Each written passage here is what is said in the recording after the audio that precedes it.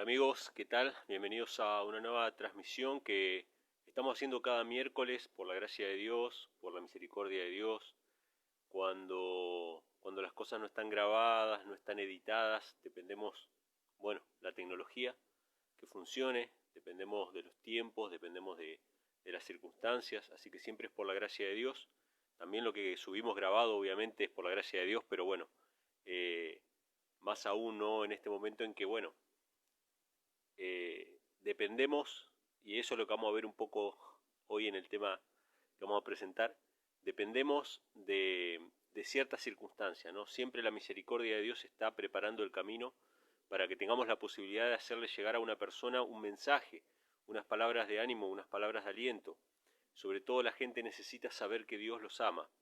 Y se ha desfigurado tanto el carácter de Dios, gracias a nosotros, gracias a la Iglesia, gracias al ser humano que ha representado mal el carácter de Dios, que hoy es la mayor necesidad. Por eso cada miércoles la idea es poder contemplar a Cristo por un instante, por un momento. Aunque haya personas que por ahí se conecten un ratito aunque sea, pero que no contemplemos el mundo, que no contemplemos el dolor, el sufrimiento, que contemplemos a Cristo, que lo miremos no solamente con nuestros ojos, digamos, intelectuales, por así decirlo, los ojos intelectuales en los cuales comprendemos lo que pasaba, sino que con nuestra imaginación también nos transportemos a aquella época, que nos sentemos a los pies de Cristo como hacía María, ¿sí? Y venimos hablando de varios personajes, hablamos del ciego nacimiento, hablamos acerca de Nicodemo, hablamos acerca de los fariseos en general, y ahora nos toca hablar acerca de una mujer. En realidad es la situación que Cristo pasa al lado de un pozo, al lado del pozo de Jacob, y es una historia que como todas las que aparecen, ya sea un leproso el que aparezca, ya sea un ciego, ya sea un fariseo, una prostituta, en este caso esta mujer nos representa también a nosotros.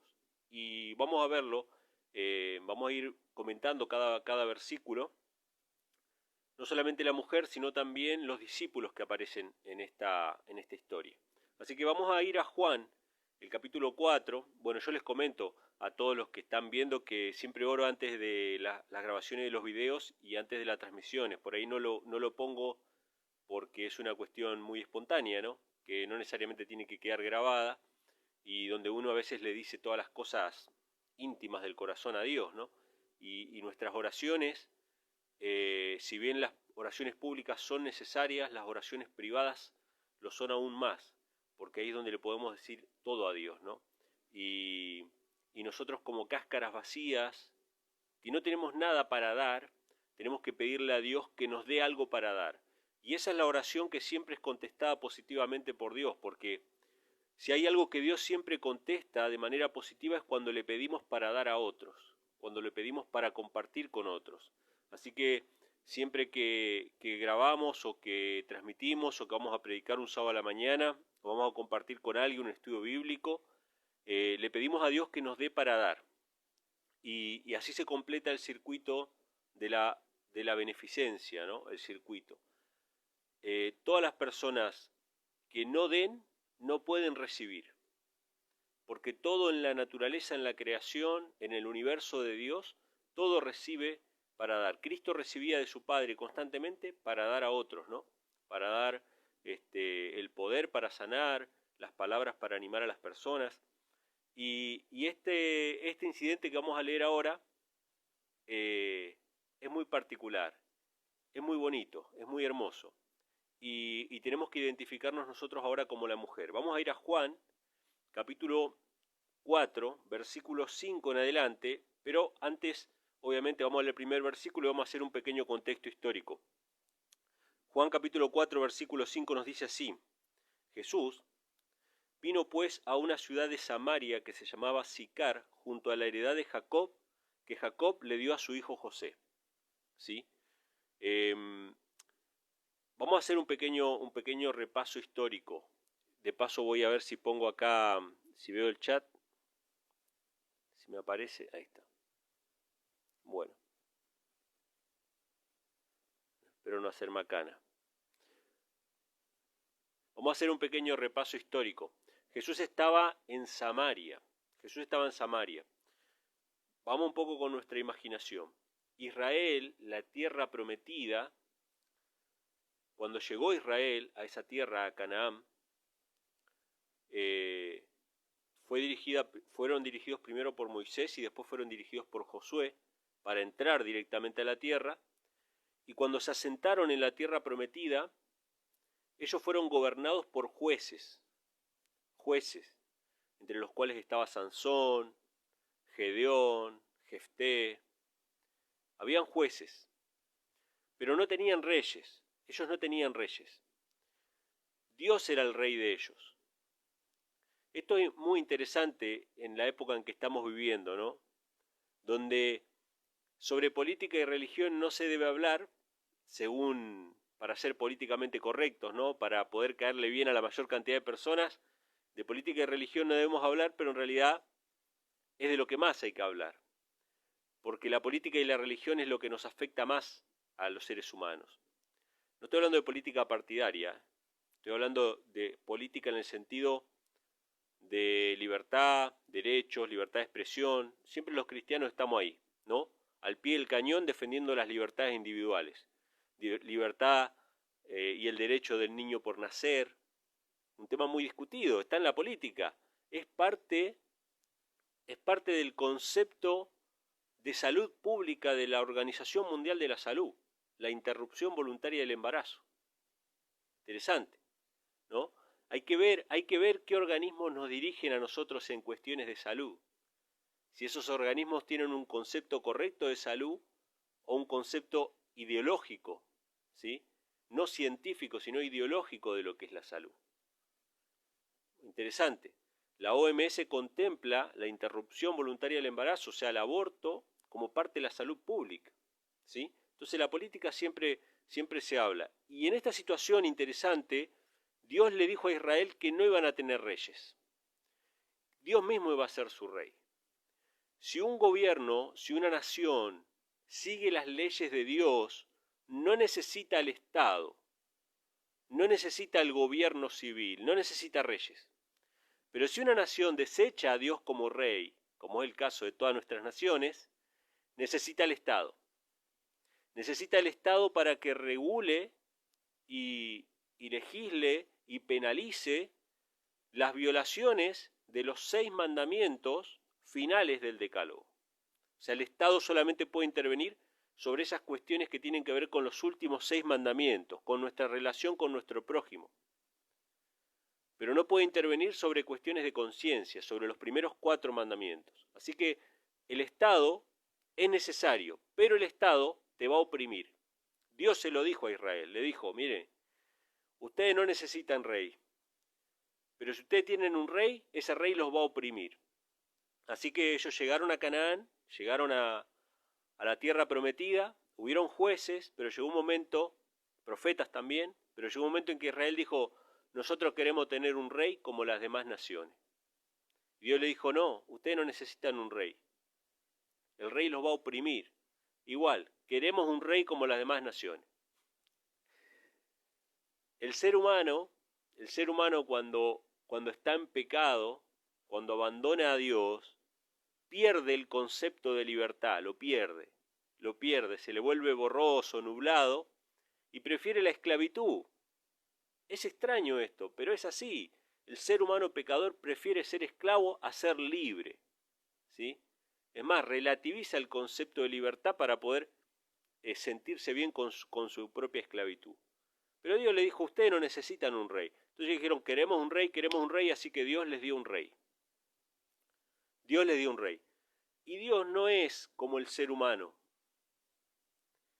Dios tiene una misericordia que nosotros no la podemos medir, no la alcanzamos a medir. Dios no dijo, bueno, ya que me desobedecieron y me rechazaron pidiendo un rey, ahora los dejo y arréglense como puedan. No. Dios, como un padre amoroso, como un padre que ama a su hijo equivocado, que no sabe lo que quiere su hijo, pero cree que sabe lo que quiere. Ese padre amoroso no lo desterró. Ese padre amoroso se quedó con Israel. O sea, no era la voluntad de Dios que ellos tuvieran un rey.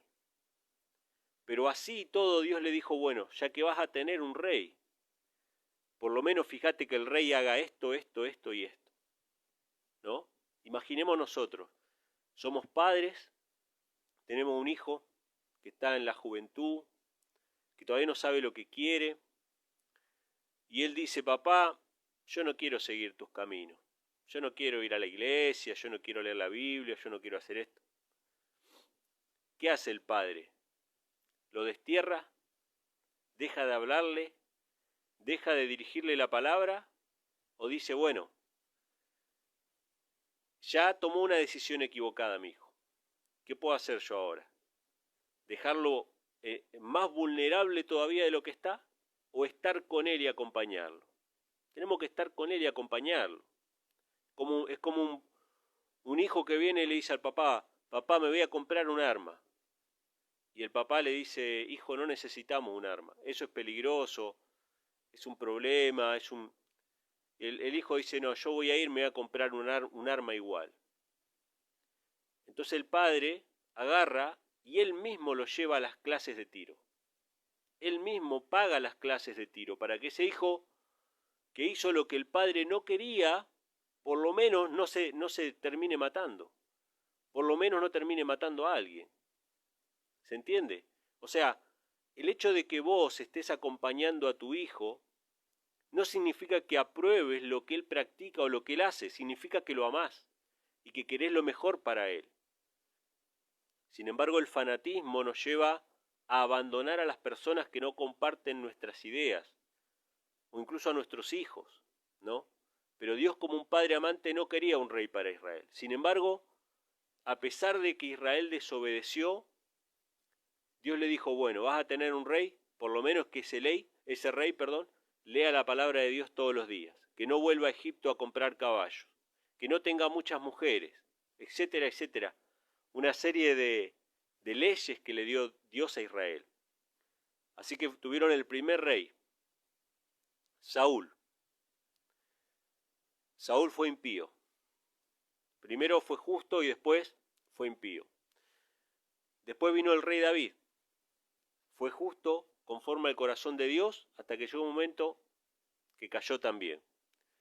Cada vez que un rey caía en pecado, el pueblo sufría opresión. Es así. Entonces, piensen ustedes, si sus gobernantes son corruptos o son justos. Si son justos y están delante de Dios con justicia, el pueblo no va a sufrir opresión. Cuando el rey es justo, el pueblo se goza. Cuando el rey es impío, el pueblo sufre opresión. Así que después vino Salomón. Salomón hizo todo lo que no tenía que hacer, compró caballos a Egipto, tuvo muchas mujeres, dejó de leer la ley, confió en su propia sabiduría, hizo todo mal y llegó a un punto en el cual llegó incluso a sacrificar a los dioses paganos. Y cuando se sacrifica a los dioses paganos, no se sacrifican pollos, no se ofrecen pasteles o tortas, ni corderos. Se ofrecían personas, niños. Y Salomón llegó a caer tan bajo, porque sus mujeres lo llevaron, ¿no?, que llegó a esa práctica. Así que Dios se enojó tanto con Salomón, que le dijo, mirá, tu reino va a ser partido, va a empezar la dispersión. Yo no los puedo mantener más acá, así que va a empezar a ser partido el reino y a ser disperso entre las naciones. Eso es lo que Dios ya le había dicho a través de la ley de Moisés a Israel. Si ustedes permanecen en mis leyes, yo los mantendré en este lugar. Y esta casa va a ser llamada casa de oración para todas las naciones, todos los pueblos van a venir acá, esta va a ser cabeza de todos los montes, ustedes van a ser testimonio, luz para las naciones. Pero si ustedes no permanecen en mi palabra, yo voy a empezar a dispersarlos entre las naciones. Van a irse en cautiverio, van a venir otros reyes y lo van a llevar cautivos. Así que Dios le dijo a Salomón, este reino va a ser partido por tu pecado, pero por amor de tu padre David, vos no vas a ver esa división del reino. Así que Salomón murió sin ver esa división, pero su hijo Roboam, sí vio esa división, y su hijo fue peor que su padre, y oprimió más al pueblo todavía, a tal punto que el pueblo se rebeló, y dijo el pueblo, ya no vamos a servir más a la casa de David, y buscaron otro rey, que era Jeroboam, que había sido un siervo de Salomón. Así que 10 tribus se fueron con Jeroboam, y él los iba a reinar, y 2 tribus, Judá y Benjamín, y parte de la tribu de Leví, quedaron con el reinado de Salomón, del hijo de Salomón, de Roboam. Así que el reino se dividió en dos. El reino se dividió en dos. Vamos a usar un poco la imaginación ahora. Al norte de Israel, al norte de Palestina, podríamos decirlo, al norte, quedaron las 10 tribus del norte, las 10 tribus de Israel, que eran gobernados por Jeroboam.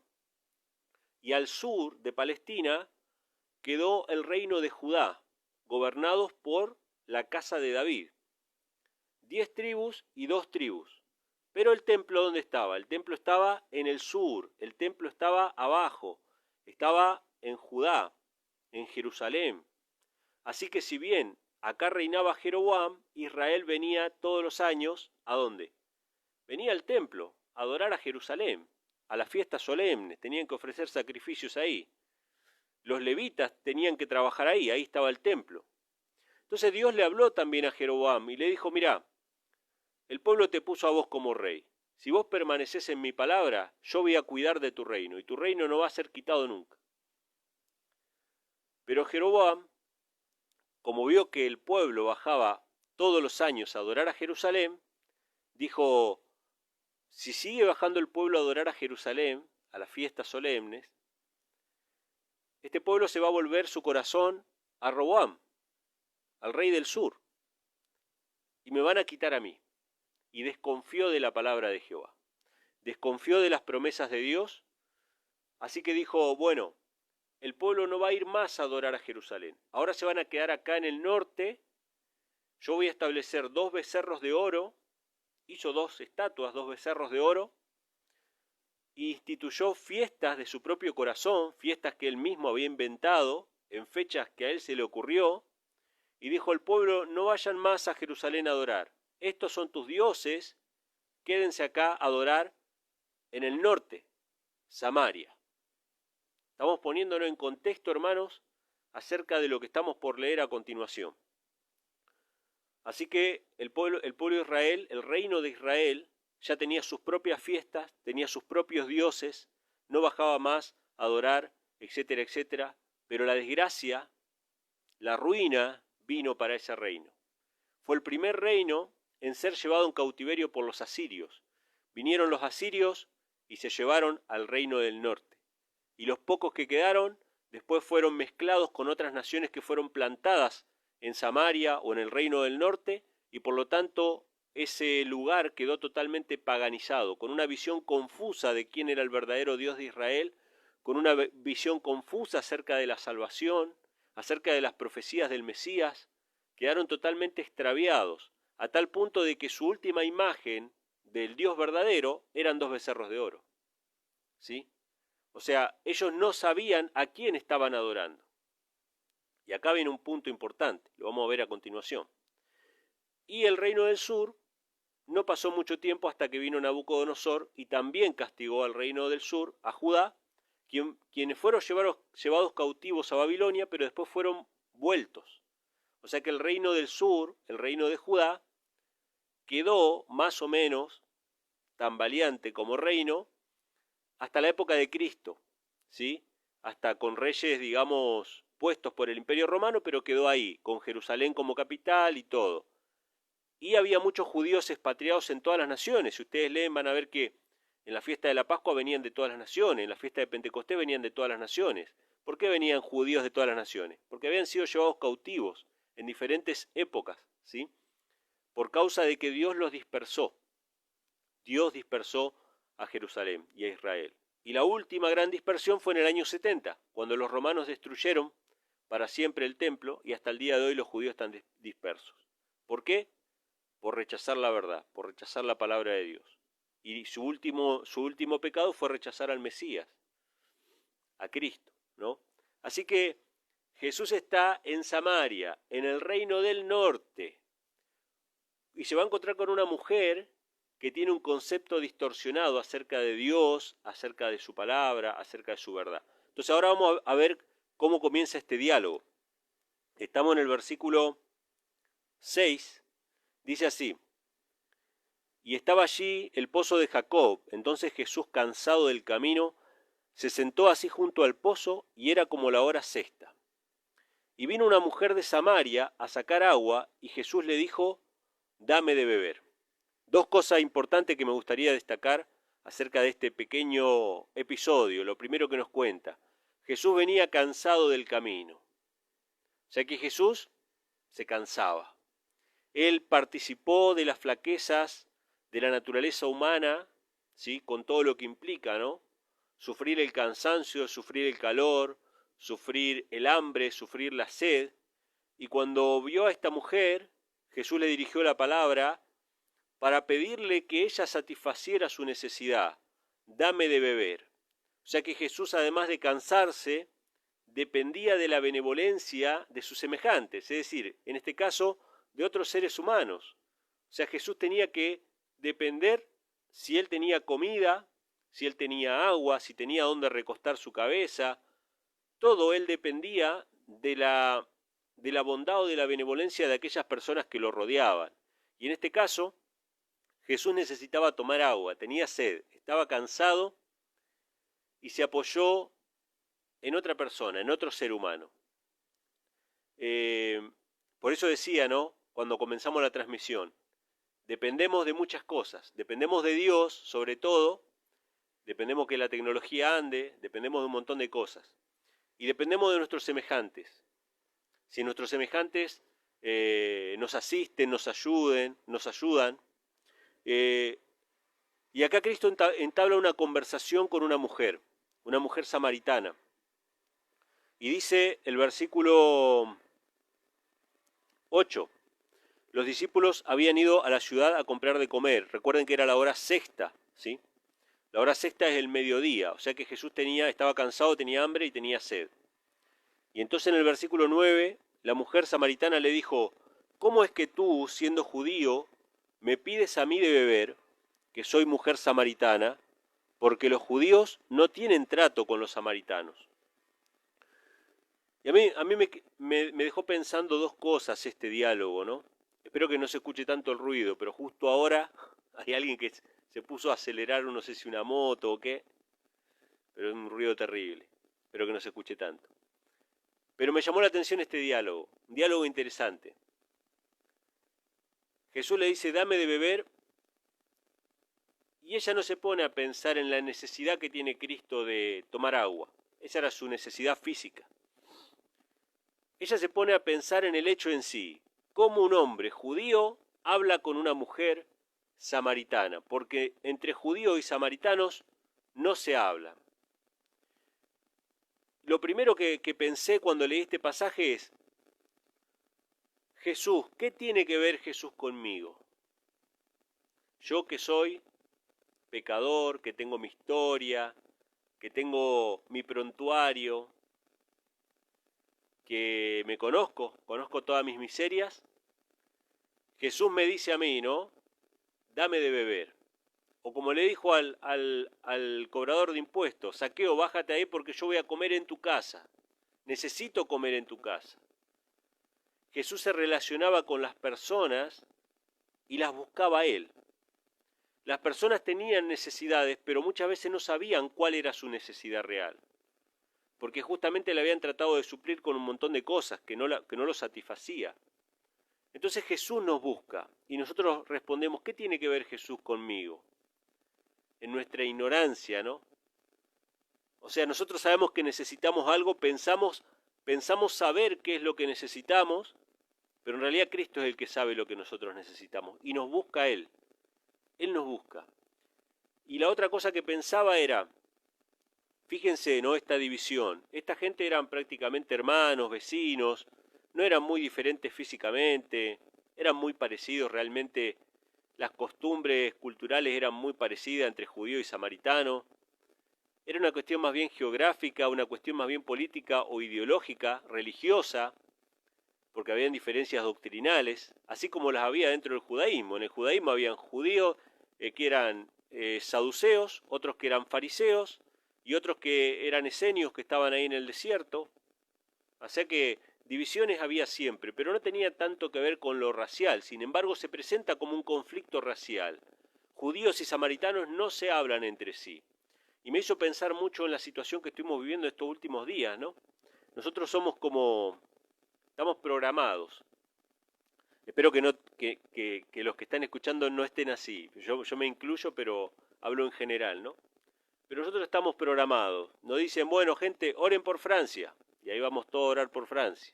No digo que no haya que orar, pues hay que orar por todo. Bueno, gente, preocúpense por el virus. Y ahí vamos todos a preocuparnos por el virus. Gente, preocúpense por el racismo. Ahí vamos todos a preocuparnos por el racismo. O sea, nos programan. Somos muy maleables, muy manipulables. Los conflictos que hubo en Estados Unidos fueron programados. Fueron programados. Y los conflictos no tienen que ver con la raza. No hay una raza que sea más racista que otra. Todos los seres humanos, por naturaleza, que somos capaces de incubar el odio, el prejuicio contra otras personas, todos podemos ser racistas. Pero no hay unos más racistas que otros. Es decir, hay negros que son racistas, blancos que son racistas, judíos que son racistas. Si ustedes van a Bolivia, en Bolivia hay de un departamento que son bolivianos, descendientes de indígenas, que discriminan a otro departamento que también son bolivianos, descendientes de indígenas. Sin embargo, se discriminan entre ellos. Si ustedes van a África, pueden buscar la película Hotel Ruanda, una película basada en un hecho real, una masacre que hubo en África entre dos tribus. Y las dos eran africanas y las dos eran negras. Pero unos eran más altos que otros. Y se mataban a machetazos. Eso era racismo también. O sea que el racismo no es una cuestión, no es un germen propio de un sector. Yo vi a gente blanca en Estados Unidos saliendo a las marchas con camisetas y con actitudes pidiendo perdón por ser blancos. ¡Qué locura! ¡Qué locura! Ustedes saben que el comercio de esclavos en África comenzó con africanos vendiendo a otros africanos. Los portugueses iban a África a comprar esclavos. Estoy hablando en la época de la conquista española. Portugueses, después españoles, iban a África a comprar esclavos. ¿A quién se los compraban? A otros africanos, que esclavizaban a su propia gente, hasta que los portugueses se dieron cuenta de que era más barato ir y llevarse a todos por la fuerza, y se empezaron a llevar a los esclavos, y a los comerciantes de esclavos también se los llevaron. Y ya el tráfico fue mucho más fluido. Iban y buscaban esclavos a África y los llevaban a las colonias americanas. Y de ahí venimos todos nosotros. Por más que no lo querramos creer, yo tengo sangre africana también. Sé que no me van a creer, pero la tengo también. Y ahí estamos todos mezclados, ¿no? Pero el racismo o el odio, no me gusta llamarlo racismo. El odio es una cuestión simplemente del pecado. Es una cuestión simplemente de no tener a Cristo, de no tener amor, empatía por nuestros semejantes. Y a eso nosotros le podemos poner, a ese odio le podemos poner una cuestión racial, el color, una cuestión religiosa, ¿no? Una cuestión ideológica, y hasta yendo a los extremos la gente se mata por el equipo de fútbol al que sigue. Porque a todos nosotros le ponemos una bandera y un color. Y es odio. El problema es el odio. El problema no son los blancos, ni los negros, ni los judíos.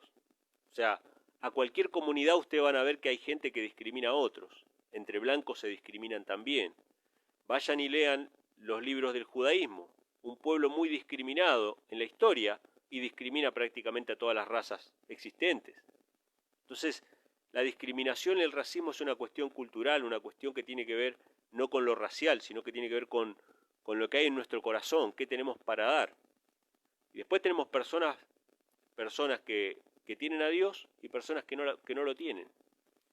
Y esta mujer se centró en esta cuestión cultural. Judíos y samaritanos no se hablan entre sí. Y Jesús rompió esa barrera, porque ni siquiera era que eran judío y samaritano, era un judío con una mujer samaritana. Porque ahí tenemos otra barrera más, era una mujer. Y hasta el día de hoy ustedes pueden ir a la comunidad judía y van a ver que un judío nunca habla con otra mujer que no sea su esposa. Interesante, ¿sí? Cuando no está Cristo en el corazón, todo lo que hacemos son barreras físicas para no pecar. Pero esas barreras físicas para no pecar son esfuerzo humano, o sea, no tienen ningún valor. Si no está Cristo en el corazón, vamos a pecar, con la mente aunque sea, vamos a pecar igual. Entonces, dice que esta mujer se escudó en esto, y entonces Jesús le respondió, versículo 10. Respondiendo Jesús le dijo, si conocieses el don de Dios, y quién es el que te dice dame de beber, tú le pedirías a él, y él te daría agua viva. O sea, Jesús le habló directamente. Esto también nos tiene que dar lecciones para nosotros. No tengamos miedo de presentar la verdad, aunque las personas no entiendan de primera lo que le estamos hablando. Porque Jesús muchas veces presentaba la verdad de manera directa, y Él es nuestro mayor maestro, ¿no? Él es nuestro mayor maestro. Yo me acuerdo cuando estaba en la iglesia, íbamos a cursos para tratar de ganar almas, ¿no? Y ahí se enseñaban técnicas para llegar a las personas, técnicas para esto, técnicas para lo otro. Y nuestro maestro era Cristo, todas las técnicas estaban ahí en la Biblia, bien claritas, ¿no? Las técnicas, la forma de llegar a las personas, era simplemente ponernos en las manos de Dios y pedirle a Dios que nos use, y Él nos iba a poner las palabras que teníamos que decir a las personas, ¿no? Para tocar justamente esa fibra o esa cuerda que tenía que ser tocada para que esa persona supiera cuál era su necesidad. Y en este caso Jesús le habló directamente, le dijo, mirá, yo tengo un agua que si vos supieras con quién estás hablando, vos me pedirías a mí. Y esta mujer respondió, como vemos que han respondido varios de los personajes que hemos visto cada miércoles en esta reunión. La mujer le dijo, Señor, verso 11, no tienes con qué sacarla y el pozo es hondo. ¿De dónde pues tienes el agua viva? La mente carnal no discierne las cosas espirituales y le son locura. ¿Qué dijo Nicodemo cuando Jesús le dijo, necesitas nacer de nuevo? ¿Cómo puede un hombre meterse al vientre de su madre? ¿Qué dijo el paralítico cuando Jesús le dijo, si quería ser sano? Sí, pero no tengo quien me meta al estanque cada vez que se mueve el agua. El hombre carnal no discierne las cosas espirituales. Entonces acá esta mujer no entendió lo que Jesús le dijo. Pensó que le hablaba del agua física, de esa agua que estaba ahí en ese pozo. Entonces le pregunta, ¿no? ¿De dónde vas a sacar? ¿Cómo vas a hacer para sacar el agua? Si el pozo es hondo. Entonces, verso 12, ¿eres tú mayor que nuestro padre Jacob, que nos dio este pozo, del cual bebieron él, sus hijos y su ganado? Y acá hay una cuestión, ¿no? Una cuestión de orgullo. Sí, está bien, ustedes tienen en Jerusalén tienen el templo y todo, pero acá nosotros tenemos el pozo de Jacob. También tenemos un lugar santo. También tenemos nuestras prácticas religiosas, ¿no? El ser humano se ataja, se esconde detrás de ciertas costumbres o detrás de ciertas prácticas que son consideradas como de valor o de importancia para la salvación, pero que ahora vamos a ver que no tienen ningún valor, ¿sí? Entonces, esta mujer le habla acerca de este pozo y Jesús le responde, versículo 13. Respondió Jesús y le dijo, cualquiera que bebiere de esta agua volverá a tener sed, pero el que bebiere del agua que yo le daré no tendrá sed jamás, sino que el agua que yo le daré será en él una fuente de agua que salte para vida eterna. Hermanos, nosotros estamos en nuestra vida, si hacemos un replanteo de nuestra vida, Es una constante búsqueda de satisfacer un deseo, una sed de nuestra alma. Y vamos constantemente al pozo físico, a buscar esa agua física, la cual nos vuelve a dar sed nuevamente. Esas búsquedas pueden ser 1000 cosas, pero la podemos resumir así. Cuando termine mis estudios, yo voy a sentirme pleno. Termino mis estudios y no me siento pleno. No, cuando tenga mi primer trabajo y mi primer sueldo y ahí yo sea independiente, ahí voy a ser pleno. Pasa eso y no nos sentimos plenos. No, lo que pasa es que es cuando me case. Cuando me case yo me voy a sentir pleno, me voy a sentir completo. Y tampoco. ¿Será cuando tenga un hijo? ¿Será cuando tenga otro hijo? ¿Será cuando mi hijo se gradúe? ¿Será cuando...? Y así. Toda la vida yendo a buscar agua al pozo, del cual nos va a volver a dar sed nuevamente. Y no es que estas cosas están mal. Está bien estudiar, graduarnos, tener nuestro trabajo, casarnos, tener nuestro hijo. Todo eso es bueno en sí mismo.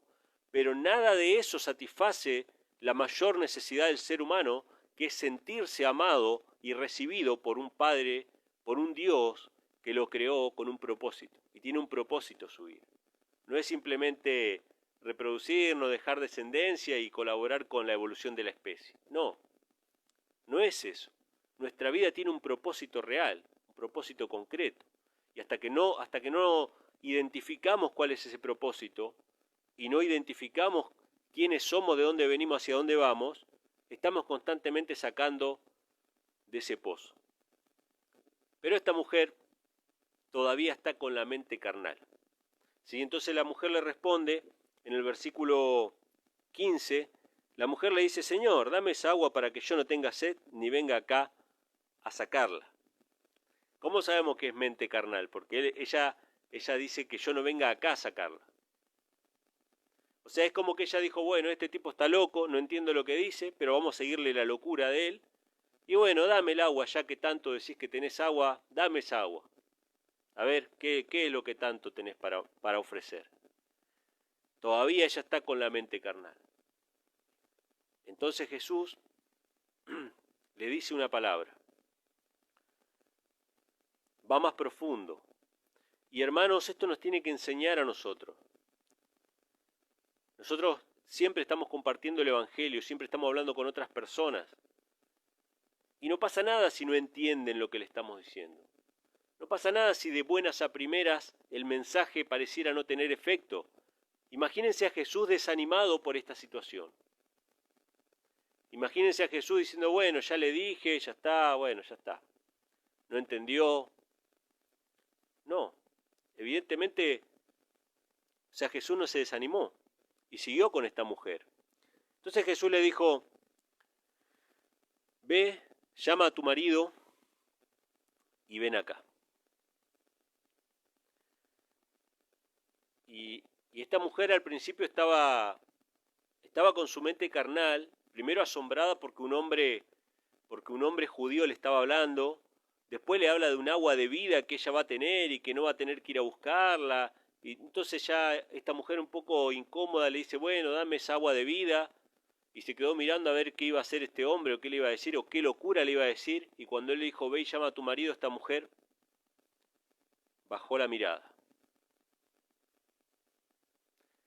Tocó, puso el dedo en la llaga, como se dice acá. Al igual que un médico toca nuestra herida con el propósito de sanarnos, y eso nos duele, Jesús toca las heridas de nuestro corazón con el propósito de sanarnos, y eso nos duele.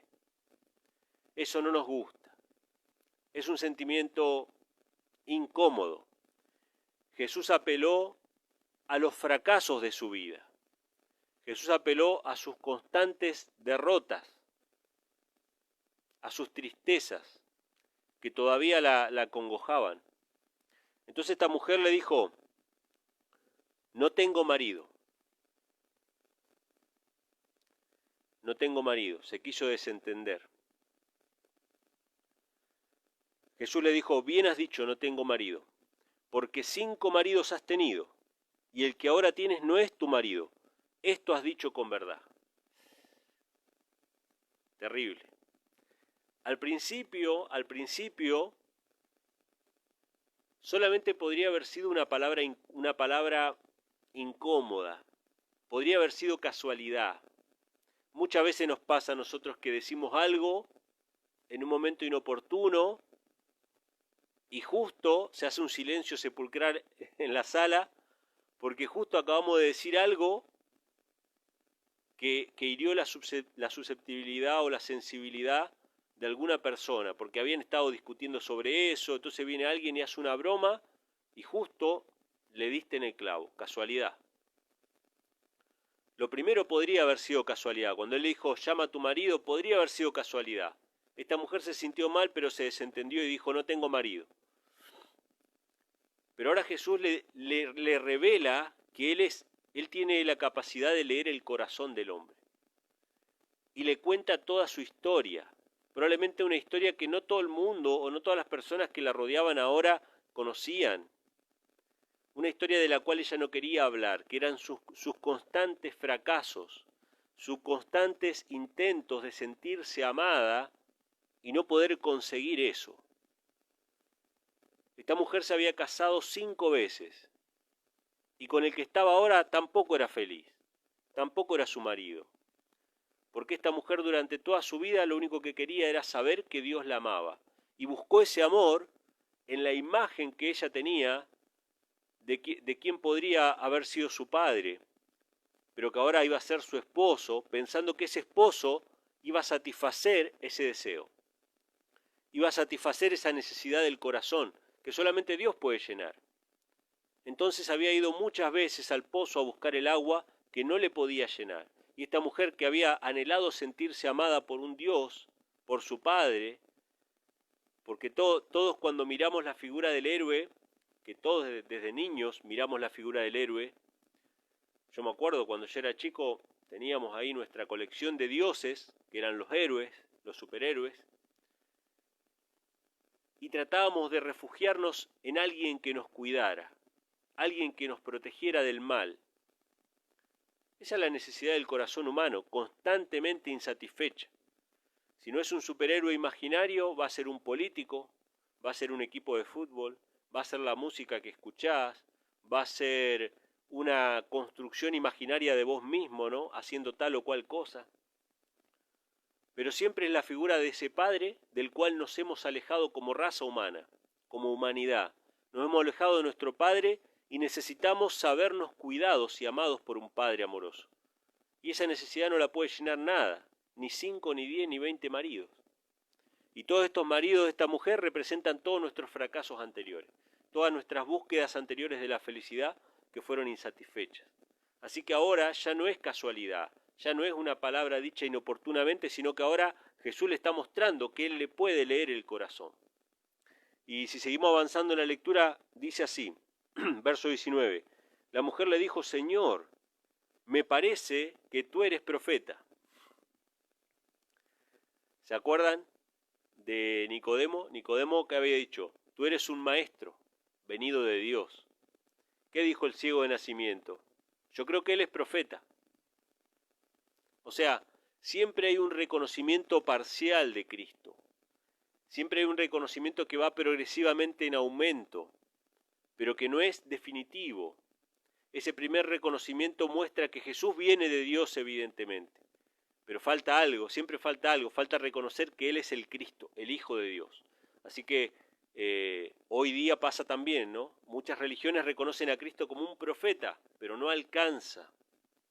Lo reconocen como un maestro, pero no alcanza. Tenemos que reconocerlo como el Hijo de Dios. Esa es la revelación completa, ¿sí? Jesucristo como el Hijo de Dios. Y esta mujer también tuvo un conocimiento parcial, por lo menos ya reconocía de que él venía de Dios, de que era un profeta, ¿no? Dice, me parece que tú eres profeta.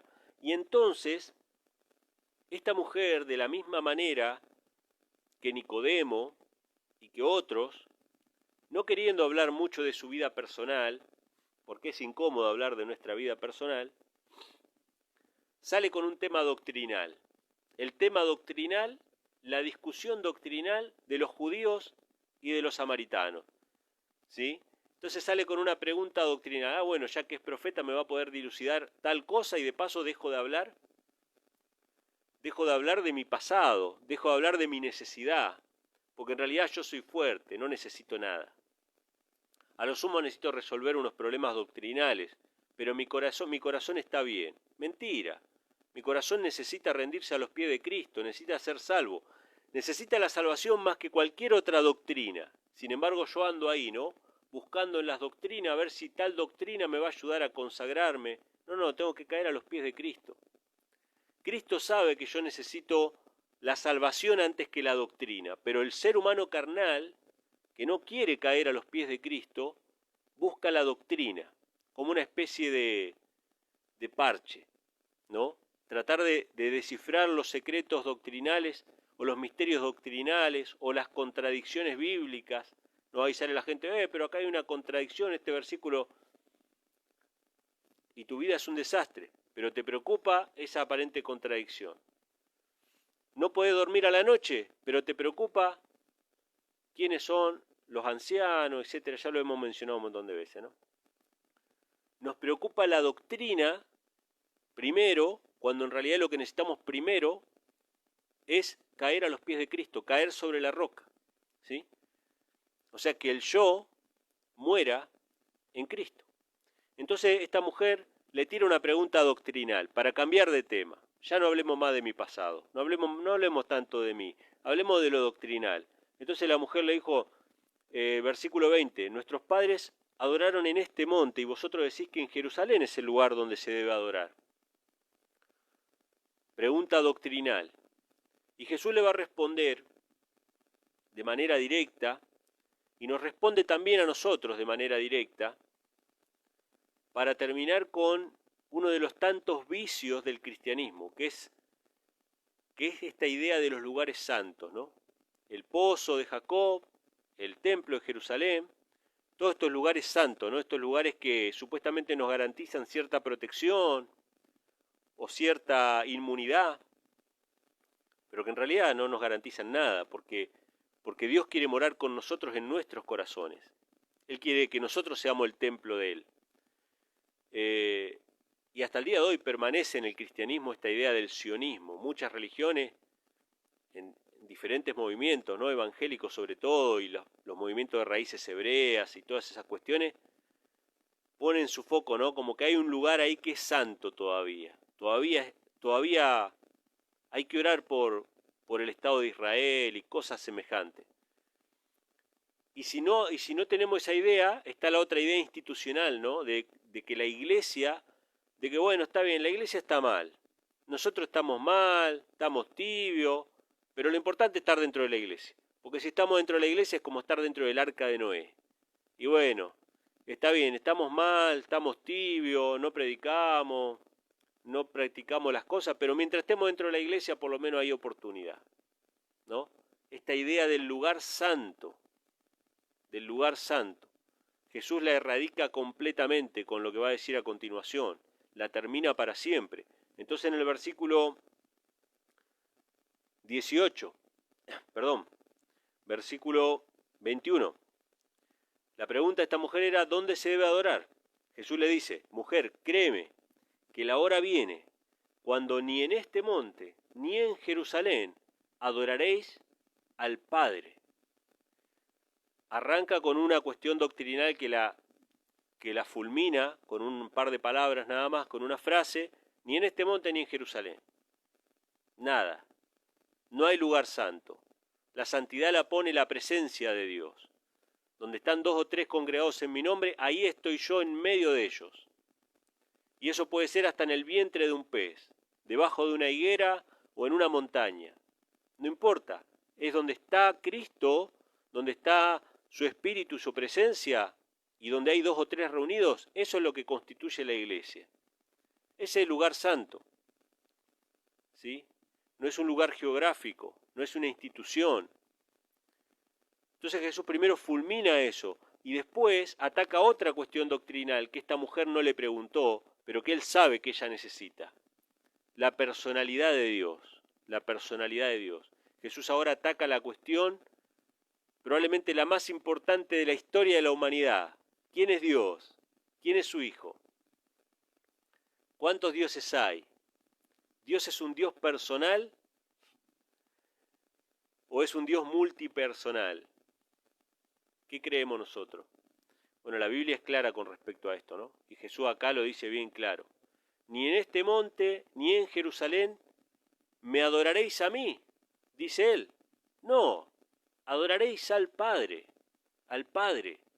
Jesús identifica al único Dios verdadero como el Padre. La vida eterna consiste en que te conozcan a ti, le dice Jesús a Dios. El único Dios verdadero, le dice al Padre, y a Jesucristo a quien tú has enviado. Esta cuestión de la personalidad de Dios es tan confusa que en un momento Aarón hizo un becerro de oro. Pero cuando Dios revela que Dios tiene un hijo, que es de su naturaleza, se lo llama el ángel de Jehová, que lo iba a guiar debajo de la nube, que lo iba a guiar bajo la columna de fuego, el ángel de Jehová, a tal punto llega la confusión de ellos que Jeroboam termina siendo 2 becerros de oro. Estos son tus dioses. Ya usa una palabra en plural. Estos son tus dioses. La confusión sobre la naturaleza de Dios y de su Hijo. Entonces Jesús acá le deja claro, miren, hay un solo Dios, ese Dios es el Padre. Ni en este monte ni en Jerusalén adoraréis al Padre. O sea, Jesús le está dando un adoctrinamiento exprés. Así, rápido, en pocas palabras. No requiere mucho esto. Ni en este monte ni en Jerusalén van a adorar a una persona, a un ser personal, mi Padre. Dios es mi Padre, eso es lo que dice Cristo, ¿sí? Entonces dice en el versículo 22, vosotros adoráis lo que no sabéis. Esta iglesia, este pueblo de samaritanos, adoraban a un Dios misterioso que no conocían. Ustedes adoran lo que no saben. Ellos tenían una confusión sobre la naturaleza de Dios, al punto de que Jeroboam había hecho 2 becerros, recuerden eso. O sea que tenían una confusión sobre eso. Entonces dice, ustedes adoran lo que no saben, nosotros adoramos lo que sabemos, porque la salvación viene de los judíos. El catecismo de la Iglesia Católica, si ustedes algún día lo compran, es un libro bastante gordito. El catecismo de la Iglesia Católica tiene todas las doctrinas de la Iglesia. Y cuando va a hablar de la Trinidad, dice que la Trinidad es el misterio que es el más importante de todos los misterios, de los cuales emanan y radican todos los demás misterios o dogmas de la Iglesia Católica. Es un dogma de fe. No se puede racionalizar, no se puede entender, no se puede conocer, sino que tiene que ser aceptado por fe.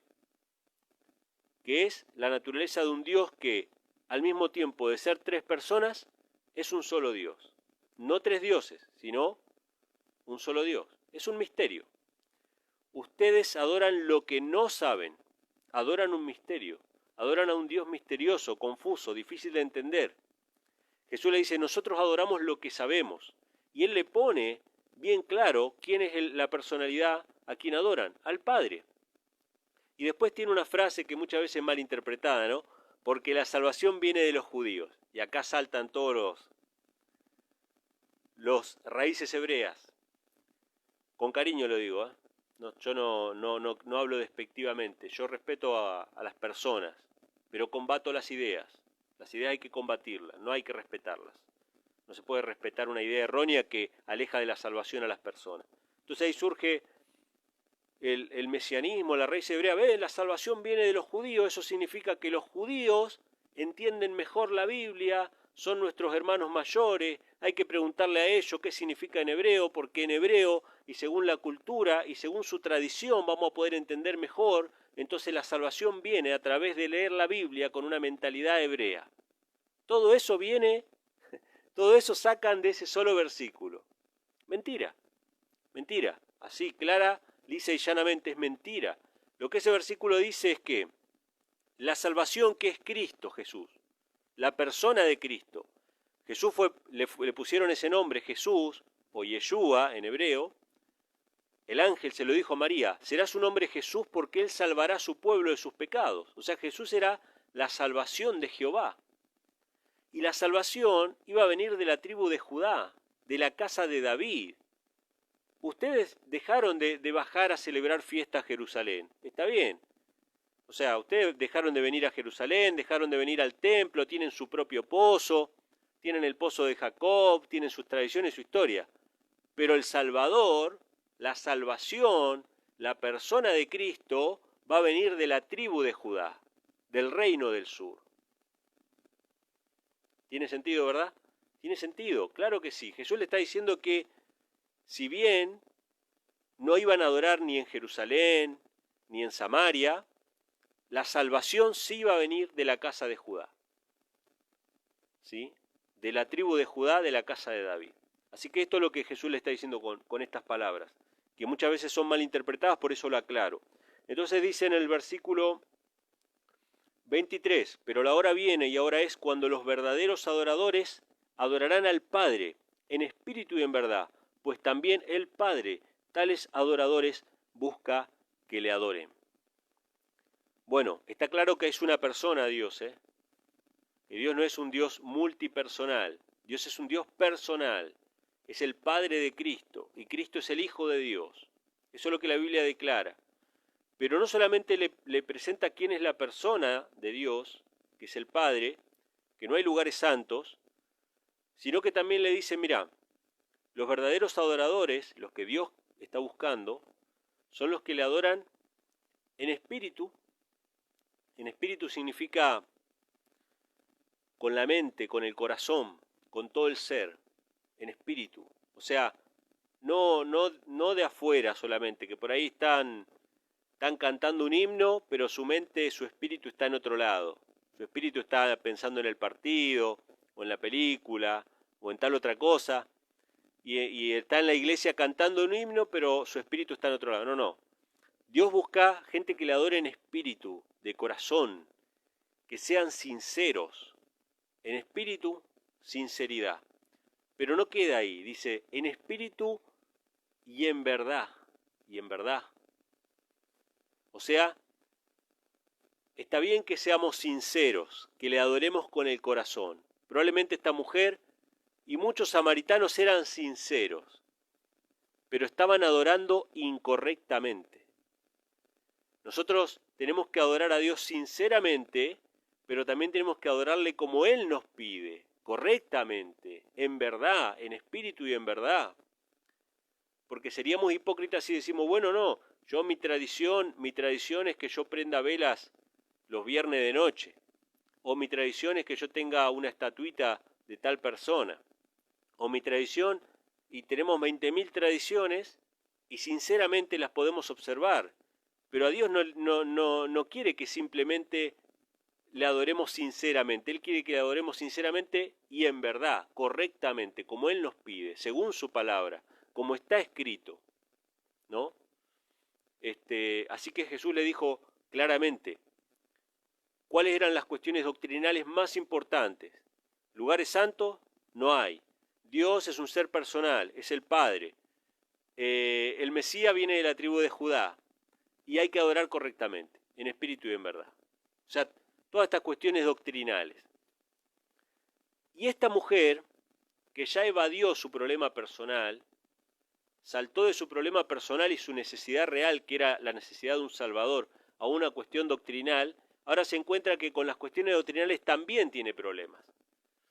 Porque le está tirando abajo todas sus tradiciones, le está tirando abajo todas sus ideas preconcebidas, todo lo que ella arrastró durante toda su historia, su confianza en el pozo, la historia de su pueblo, todo lo demás.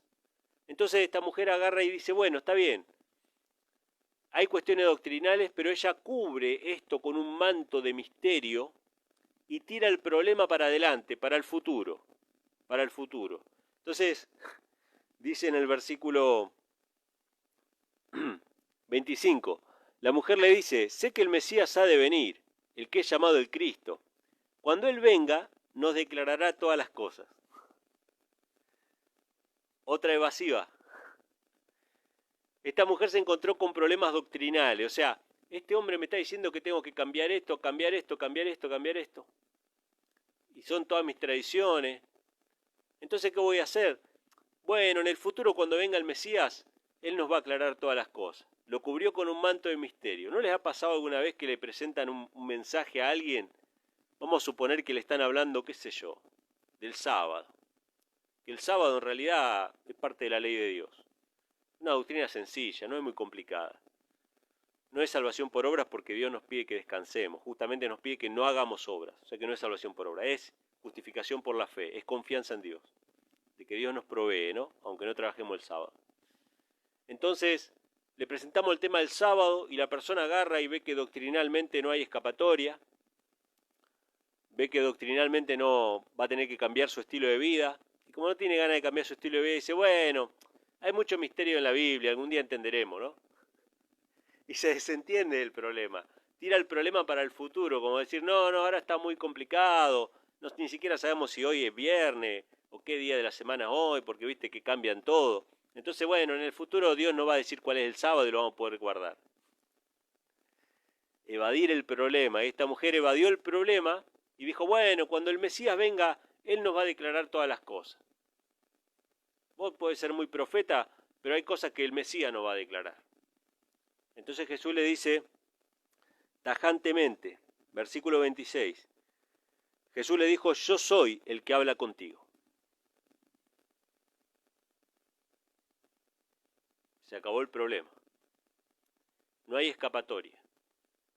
Ella trató de evadir su necesidad personal de un Salvador, de alguien, de un Dios amante, de un Dios que la ame, que la reciba como padre. Y saltó a una cuestión doctrinal. Preguntó cosas, Jesús le reveló una serie de cosas doctrinales en las cuales ellos estaban equivocados. Ustedes adoran lo que no saben. Esta mujer le resplandeció la luz delante de sus ojos, pero aún así dijo, bueno, en el futuro cambiaré. En el futuro el Mesías nos va a revelar. Y ahora Jesús le dice, yo soy el Mesías. Ningún futuro. Cuando la luz de la verdad resplandece delante de tus ojos, no esperes. No retrases tu decisión. Hay una frase que está en un libro que se llama Fe y Obras, se los recomiendo. Una frase que dice así, si vos ves una luz en la palabra, una luz de verdad, por pequeña que sea, no esperes que otros las acepten para vos también aceptarla. Si lo haces, permanecerás en las tinieblas. Si nosotros vemos la luz de la palabra de Dios, vemos la luz doctrinal, tenemos que avanzar en esa luz. Jesús le dijo las cosas más importantes referente a la doctrina que esta mujer necesitaba. En realidad lo que más necesitaba era un Salvador. Pero esta mujer lo evadió y dice en el versículo 27 que la escena es interrumpida. Esta escena incómoda, esta situación incómoda en la que la mujer ya no tenía escapatoria, ¿no? Es interrumpida. Vienen los discípulos. Y esto corta esa situación, esta mujer aprovecha para irse. Pero evidentemente Dios ya había empezado a obrar en su corazón. Ella ya sabía que no tenía escapatoria. Ella sabía que tenía que entregar su vida a Dios, que tenía que entregar su corazón a Dios. Entonces dice en el versículo 27, en esto llegaron sus discípulos y se maravillaron de que hablaba con la mujer, pero ninguno dijo qué preguntas o por qué hablas con ella. Entonces la mujer dejó su cántaro y fue a la ciudad y dijo a los hombres, venid, ved a un hombre que me ha dicho todo lo que he hecho. ¿No será este el Cristo? Hermanos, esta mujer no tenía claro todavía si Jesús era el Cristo o no. Ella sabía que venía de Dios, que le había declarado todas las cosas, pero todavía no tenía del todo claro si este hombre era el Mesías. Sin embargo, con lo poquito que sabía, con lo poquito que había recibido, ella ya estaba testificando. ¿Qué enseñanza tenemos con esto, hermanos? ¿Necesitamos ser doctores en teología para testificar? ¿Necesitamos sabernos todo de memoria, todas las doctrinas, todas las fechas para testificar? Esta mujer había recibido palabras de vida eterna. Ella había recibido una obra en su vida, había recibido interés de parte de Dios. Ella por primera vez sentía que Dios la amaba, que Dios la había buscado, que un profeta, probablemente hasta el Mesías, se había dignado a hablar con ella, recibió el amor de Dios y ese poco conocimiento que tenía doctrinal, pero mucho amor que había recibido, le bastó para que ella empezara a testificar y a dar testimonio de su fe. Hermanos, probablemente me escribió una hermana, creo que fue ayer o anteayer, y me dijo, hay unos hermanos que me han dicho que los que no prediquen el Evangelio se van a perder. Yo me quedé pensando en la frase, ¿no? Me quedé pensando porque digo, bueno, acá hay algo que no cuadra, acá hay algo que no encaja. El que no predica el Evangelio nunca fue salvado. No se puede perder, ya está perdido. O sea, ninguna persona puede perder la salvación por no predicar, porque todas las personas que son salvas predican por naturaleza.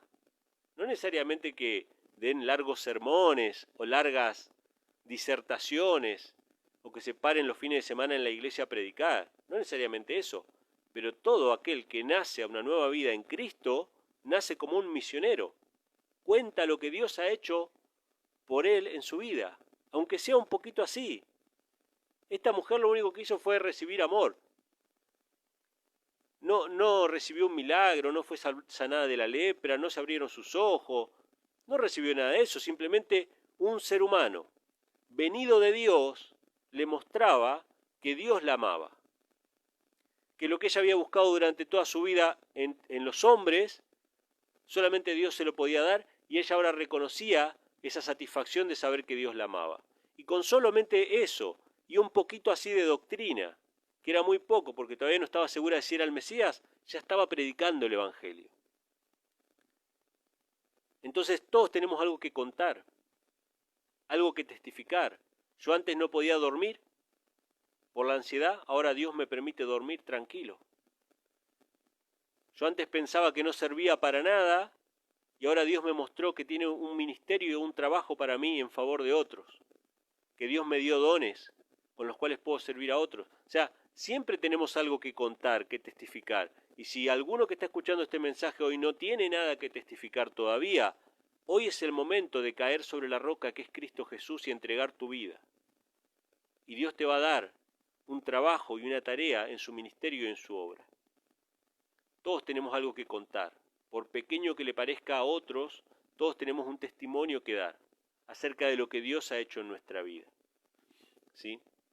Así que esta mujer ya está testificando, versículo 30, entonces salieron de la ciudad y vinieron a él. Entre tanto los discípulos le rogaban diciendo, Maestro, come. Estaban preocupados, la mente carnal, por las cosas carnales. Pero él les dijo, yo tengo una comida que comer, que vosotros no sabéis. Entonces los discípulos se decían el uno al otro, ¿le habrá traído alguien de comer? Mente carnal. Jesús le habla de algo espiritual y ellos piensan en la cosa carnal.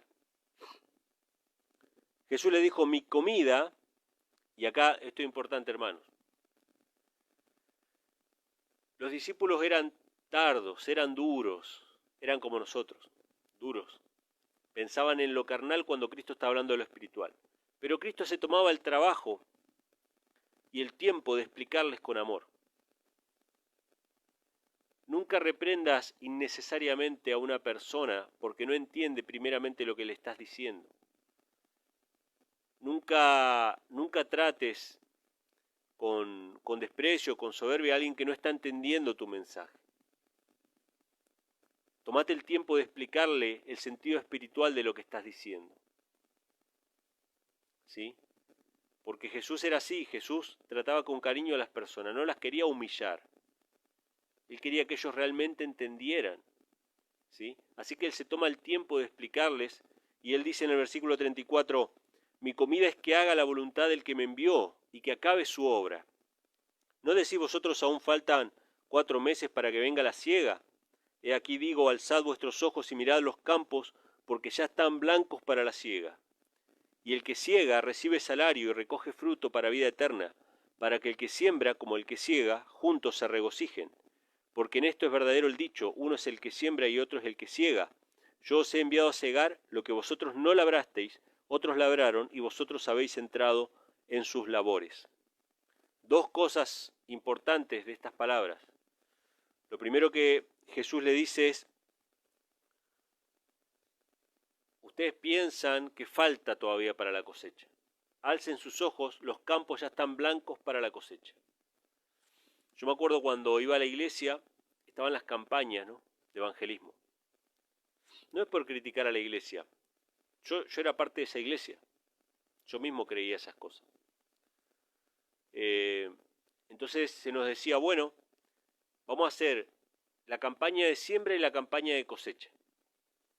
Y en tal fecha vamos a cosechar y vamos a hacer tanto bautismo. Vamos a tratar de hacer tantos bautismos como se pueda. Entonces en tal fecha va a ser la fecha de los bautismos.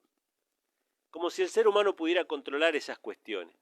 El ser humano no puede controlar esas cuestiones. Las conversiones son espontáneas, son naturales, no son forzadas.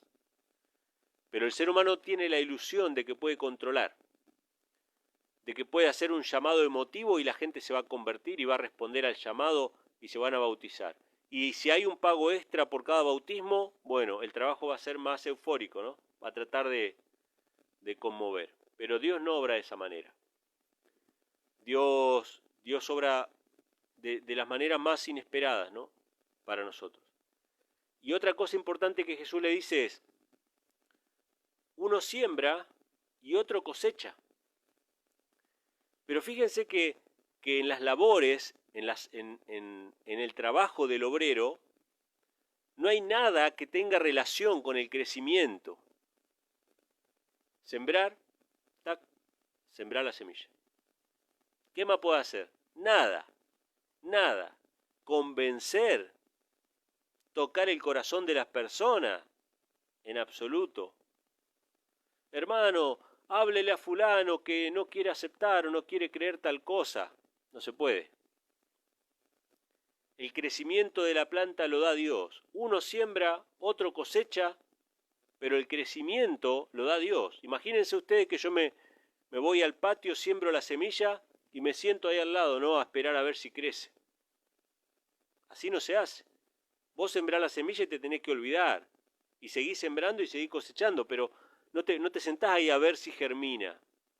Y cuando salen las primeras ramitas, imagínense, ¿no?, que yo agarro con una soga, ato esos primeros brotes y lo empiezo a estirar todos los días un poquito para forzar ese crecimiento. No se puede. Terminás matando la planta. ¿O un niño acaso, si lo estiramos todos los días un poquito, va a crecer más rápido? No. Lo único que podemos hacer es ayudarlo, que esté el agua, que esté el abono en la tierra, que tenga sol, que tenga las condiciones. Hermano, mire, acá tiene materiales para leer, para estudiar. Vamos a orar juntos, yo te voy a acompañar a orar. Pero el crecimiento espiritual lo da Dios. Solamente nosotros sembramos y cosechamos. Todo lo demás depende de Dios. Y a veces cosechamos lo que otros sembraron. Y a veces sembramos y no vemos resultados. Y nos vamos tristes y decimos, al final yo sembré acá y no veo resultados. Pero quizá otro va a cosechar eso. Entonces, ¿cuánta enseñanza, hermanos, tenemos acá en estos pasajes donde Cristo le habla a sus discípulos, ¿no?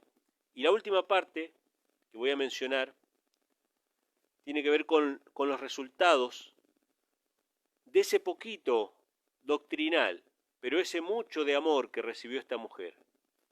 Con mucho de amor y poquito doctrinal se puede hacer tanto, hermanos. Y a nosotros nos preocupa más la doctrina que el amor. Y yo soy una persona que estudio, me gusta estudiar, me gusta la doctrina, pero no quiero ser un fariseo, hermano. No quiero eso. Yo prefiero entender poco y descansar cada noche en los brazos amorosos de mi Padre, que entender mucho y tener miedo de Dios. No temor de Dios, miedo. Porque el perfecto amor echa fuera el temor, echa fuera el miedo, ¿no? Yo prefiero vivir en el amor de Dios, aunque no entienda todos los misterios proféticos, que no tener amor para dar. Entonces, la doctrina es importante, pero nunca viene primero que la salvación. Nunca viene primero que la comprensión del amor de Dios. Nunca. Primero Dios nos muestra que nos ama, nos enseña a confiar en Él con pruebas, con luchas, con dificultades, nos enseña a confiar en Él. Y si podemos confiar en las cosas pequeñas de la vida, vamos a poder confiar en su palabra, como Padre, y a entender los misterios y todas las cosas que Él nos quiere revelar. ¿Sí? Entonces la última parte viene los resultados de lo que hizo esta mujer, que fue testificar con poca doctrina, pero con mucho amor recibido de parte de Dios. Entonces en el versículo 39 dice, muchos de los samaritanos de aquella ciudad creyeron en él por la palabra de la mujer, que testificaba diciendo, me ha dicho todo lo que he hecho. Entonces cuando los samaritanos vinieron a él, le rogaron que se quedase con ellos y se quedó allí 2 días. Y creyeron mucho más por la palabra de él. Y decían a la mujer, ahora creemos no solo por tu dicho, sino porque nosotros mismos le hemos oído y sabemos que verdaderamente este es el Cristo, el Salvador del mundo. La salvación viene de los judíos. Cristo era el Salvador del mundo. Así que hermanos, fíjense, todos, primero, creemos por testimonio de otra persona que vio y oyó. Esa otra persona que vio y oyó nos cuenta y nosotros creemos. Hay un anhelo en nuestro corazón de creer en ese Dios amoroso, en ese Salvador que vino a salvarnos, a rescatarnos, en ese superhéroe que tanto anhelábamos ver desde niños, ¿no? Ese que viene a salvarnos, que viene de otro planeta. Porque todo esto es copia literal del plan de salvación. Todas las historias de superhéroes son una copia literal del plan de salvación, con sus variables, con sus cosas más, cosas menos. Todo es una especie de parche emocional para el ser humano, ¿no? Para satisfacer un poquito, aunque sea, parchar un poco esa necesidad que tenemos de un Salvador, alguien que venga de otro planeta a salvarnos, y un Dios todopoderoso, un Padre amoroso que nos ama y nos cuida. Entonces, primero todos creemos por el testimonio de otro, pero después necesitamos una relación personal, ya no porque me lo contó aquel, ya no porque recibí el testimonio de otro, sino porque yo mismo lo vi, yo mismo lo escuché, Dios mismo me habló a mi corazón, me habló por su palabra, yo recibí el consuelo de Dios, yo recibí la sanidad, yo tuve una relación, Él comió conmigo, Él estuvo en mi casa y me habló. Entonces, hermanos, bueno, tenemos muchas lecciones. Esto no es como una especie de sermón con introducción, nuevo y desenlace, sino que es simplemente contemplar a Cristo, ¿no? ¿Cuántas lecciones tenemos acá? Acerca de la salvación, acerca de la testificación sobre todo. Yo creo que lo que más deja enseñanza esta escritura es acerca de testificar, cómo Jesús le habló directamente la verdad. Esta mujer con su mente carnal no lo entendió, sin embargo él no se rindió, le habló de vuelta y después apeló a su conciencia, ¿no? A que todos somos pecadores. Y nosotros no podemos leer el corazón de las personas para saber cuáles son sus pecados, pero podemos decirle, esos pecados que a vos te agobian, Cristo los quiere llevar, todos esos fracasos. Podemos apelar justamente de la misma manera que Cristo. Y lo que le habla a los apóstoles, ¿no? Cómo ellos no se dan cuenta de que hay ya momento para cosechar, que la gente ya está con necesidad, que la gente ya está, los campos están blancos para la siega, siempre hay personas necesitadas de la palabra de Dios. Y cómo tenemos que predicar en tiempo y fuera de tiempo, en cada momento, ¿no? Y cómo esta mujer, con lo poco que sabía de doctrina, pero con lo mucho que había recibido del amor, pudo hacer una gran obra por una comunidad entera que de otra manera quizá hubiese rechazado el mensaje, no lo sabemos, pero que recibieron el mensaje gracias a que esta mujer no tuvo miedo de testificar lo poco que sabía. Así que bueno, hermanos, hasta aquí hemos llegado con la meditación de hoy. Bueno, hicimos buen tiempo, 1 hora y cuarto. Si Dios quiere, la semana que viene, miércoles que viene, a la misma hora vamos a estar encontrándonos nuevamente para seguir compartiendo. Gracias a todos por habernos acompañado, por estar ahí del otro lado. Bueno, veo a varios, pero no sé por qué no me sale el chat, así que no puedo leer. pero veo ahí a María Luján, Maritza, Elías, lo veo a Maco, la veo a Daniela, bueno, varios hermanos, a la hermana Ángela, bueno, saludo para todos hermanos, gracias por estar del otro lado y bueno, nos vamos a estar encontrando si Dios quiere la semana que viene y esperemos, Dios mediante, esto quede grabado acá en el Facebook. Un abrazo para todos, nos estamos hablando.